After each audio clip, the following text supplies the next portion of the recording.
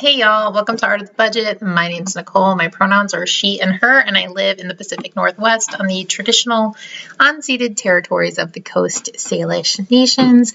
Today we are doing a budget plan for March 2022. It's March 10th, and I actually haven't posted any March videos. It's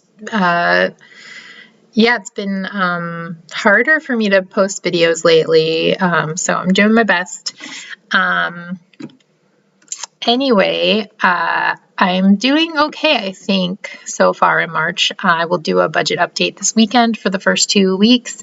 But for now, let's go ahead and get into this budget plan. If you're new here, thanks so much for stopping by. If you're returning, thanks as always for helping me stay on budget. It's really means a lot.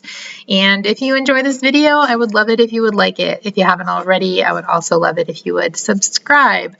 I've been hovering like close to 400 for a little while. I'd love to get boosted above that. So anyway, let me know down below how your budget is going in March. Did you ignore all of your budget responsibilities for the first 10 days like I did? I hope not. Let's get into it.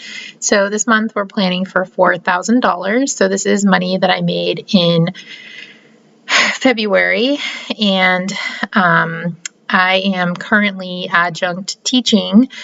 And as you know, I work a month ahead. So I think in April I figured out that I would make $4,000 again. So that will be cool. I haven't planned that month yet. It's just a copy of March. That's starting me out a little bit ahead this year because I'm going to take a break from adjuncting for the remainder of the year. So that's a fair amount of income. Typically what I use is my expendable income. But I'm doing that so that I can focus more on my own personal practice of making art. And I am hoping that some income will come from that, but we will see. So yeah, let's get into it. Base income, $4,000. I'm not planning on any miscellaneous income, although I am doing a little extra training with my job that I will get paid for, but that probably will be in April, or I don't even know, later maybe.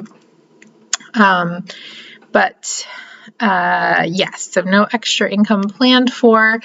In terms of sharing my income, I've decided I'm going to go ahead and keep my $5 contribution to the Trans Lifeline.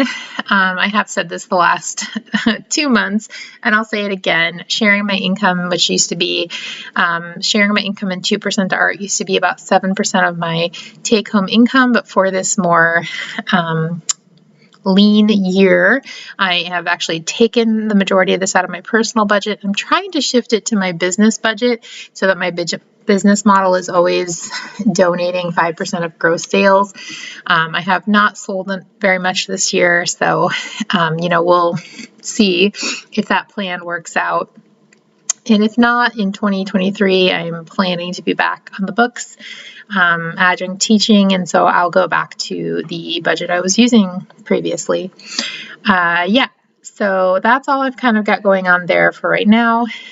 For savings, I don't have anything planned other than my little bit of savings. A little bit of interest will go here, and I've actually been so much less motivated.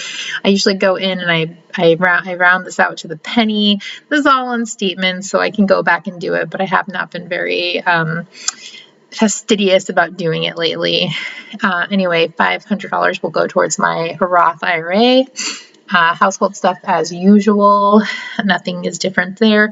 For groceries and restaurants, I went back to my 2022 numbers of $300 for groceries and $100 for restaurants. And that's just because I was over a lot in both areas last time. And, maybe I just kind of started the year a little too tight. I was basing it on math. But, math and our brains don't always see eye to eye. So the way it worked out is I was able to do that, and you'll see a couple other places where I do something like that. I already saw the transaction for Chewy go through, so kitties will get their $80. Scrolling down to gas, I'm hoping that 100 will be enough. I did drive to Bellingham this month already. And then I am doing, so this is what I was talking about, I'm doing $100 in my fun category. It is a departure from my yearly projected budget, but I think I need that cushion. I think giving myself that cushion is a little bit more of a realistic strategy than just thinking I won't spend any money. But, you know, we'll see how it works out, and we'll see if we can fine tune that a little bit in the coming months. Okay, auto insurance is the only thing, and that is $150, $145. As usual, this is the new normal. Renter's insurance, somehow I saved up 2 years, so I have it there, sitting there. So when I pay for that in August, then I'll start saving again towards the next year. All right, so let's go to sinking funds. So I've got over $1,000 to allocate, and the way I'm going to do it is $900 going towards cats. If we don't have anything really exciting happen, this should be able to build up a little bit. I've really never, this is such a blind spot, I've really never like figured out like how much does their medicine cost, but there are times like the other day I went and picked up just a few of their medications and I spent over $300. So it really is a lot. So anyway, $900 to the cats, $100 to car upkeep, and then $81.18 to tech fund. That's just a random number. Actually, you know what? Let's just make that 80 to the tech fund. And then I'm going to do with the rest of it, upcoming travel. I'm going to put the rest in there. So 94, 82. I have just a couple of camping trips, and then I'm hoping to maybe go visit my family in July when it's one of my sister's birthdays. But you know, I'm just going to start building this up little by little. Okay. So then last but not least, $137.37 for my car payment, and student loans is still on break.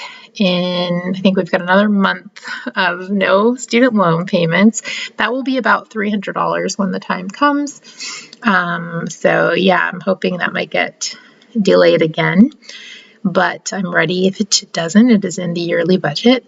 So that's it for me for March. Let me know down below how you are doing, if you've got any fun plans or anything that's particularly invigorating about your budget this month, and I will see you in the next video.